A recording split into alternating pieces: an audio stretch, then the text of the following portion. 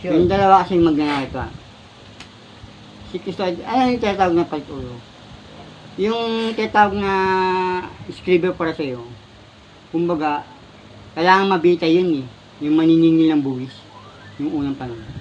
Tapos, ito si Cristo, kumbaga, ginawang palit ba na sabi nga ng hari, hindi ko to pwedeng hatulan dapat kasi wala man ako nakikitang mali. Ano naman kamalian ni Cristo? Yung sinasabing Diyos siya, dun siya nagkamali. Kaya ang sabi, sa isang daong ginawang kabuti, sa isa kong pagkakamali, hinahatulan niyo akong masama. Diba, bibitayin na si Cristo. Pinakwento. Ay, bibitayin na. Sabi ng magnanakaw, kasi si magnanakaw kasi dalawin. Si Honas at saka si Jograt. Sabi naman ni Honas, diba, asan yung 12 mong alagad?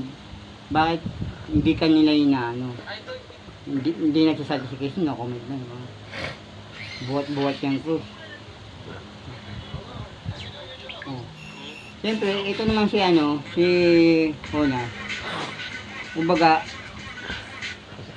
di niya talaga tinigilan. Hanggang naawa na lang si Honas. Binuhat niya yung isang krus. Sabi niya kasi ni Jograt, huwag mo na, alam mo ba, pag oras na tinulungan mo yan, pati ikaw papatayin.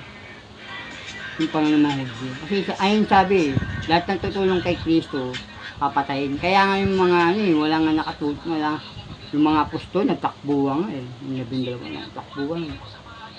Tsaka yung mga tumulong kay Kristo, yung tinulungan ni Kristo, wala. Nadapa na. Pinuhat naman ni Honas yung krus. Kasi nga kailangan may pako eh. Yung binuhat na ni Honas yung krus, nagsasalita siya. Ano yun? Ikaw ba talagang totoong Diyos? Bakit ayaw mo ipagtanggalin yung sarili? Yun sabi niyo, no? Kasi totoo naman talaga totoo kasi sabi ng mga Hudyo, mga kung ikaw Diyos, dapat ipakita mong Diyos ka, mag-super science ka. Super science? Siyempre, alam mo, kumbaga, papatay ka eh. Kasi hindi pwede, alam mo kung bakit. Ayun ang tadang oras na parang binigay na lang yung sarili niya sa yung buhay niya. Na para lahat ng gusto niyang sumampalataya sa kanya. Ay, grabe. Pag talaga, may jowa talaga. Niya. Pares pa kayo ito, no? Sino? Binuhat na ni Honas, sabi ni Honas sa Jograt, mas ka lang dito. Gago, talaga kayo. Ako nang bahala. Siyempre, ito payo ko sa inyo, kumuha kayo ng kaibigan na kahit sa kamatayan, totoong kaibigan, kasama talaga yan. Ito si Lando, ikaw. Yung mga si Honas pinagtatabuyan na si Jograt. Kasi nga, pati si Jograt kasi papatayin din eh. Pero, di niya si Honas, di niya pinabayaan. Sabi niya, sige, kahit na rin mamatay na rin ako. Ayun, ang totoo kang kaibigan talaga, kahit sa kamatayan. Kasi ang kaibigan kasi, dalawa lang yan eh. Yung kaibigan na mapasamantala, at saka kaibigan na totoong kaibigan, na mas masahol pa sa kapatid. Ano yun? Give and take.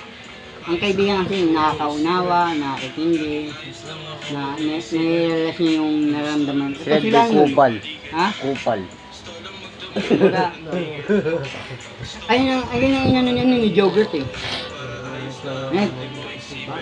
Pinapako na sila. Tumulong na rin eh. Hawakan mo to. Sabi niya si Honas naman, sinabi si Honas, sinabi niya si Jogurt na si Cristo, buhatin mo ako magpapasa ng krus. Ang laking katawan ni Honas eh. Magnanakaw, yung dalawang magnanakaw tandaan niya.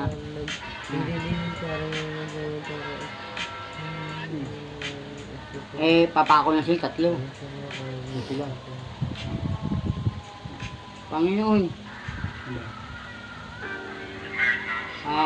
May isasama mo ba ako sa karya mo? Buwan, malapit na ito. Pagkatusok kay Kristo, 3 tama eh. Pero 2 lang namatay ng hudyo. Bumiyak ng lupa eh. Alam mo, humihingi si Kristo ng tubig ang binigay suka.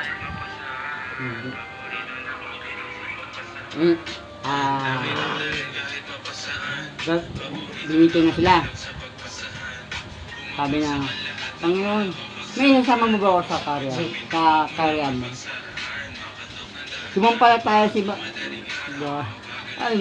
sumampalataya yung magnanakaw kay Kristo. Pero si Jogat, hindi na eh. Sabi, ngayon pa lang, isasama na kita sa karya ko. Diba? Ano ibig sabihin yun?